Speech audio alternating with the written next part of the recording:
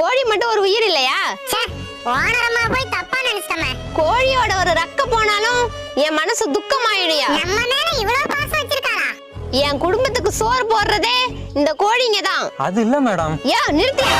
கோழிய பத்தி என்னையா தெரியும் உனக்கு? போதும் ஓனரம்மா, உன் நல்ல மனசை நாங்க புரிஞ்சுக்கிட்டோம். இதெல்லாம் கோழிங்க இல்லையா, என் பிள்ளைங்க.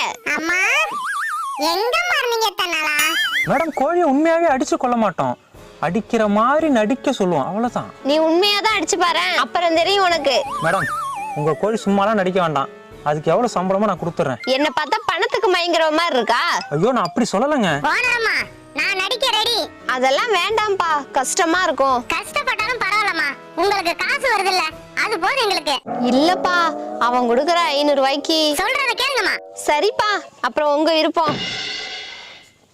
சரிங்க மேடம், ஷூட்டிங் ஆரம்பிக்கலாமா?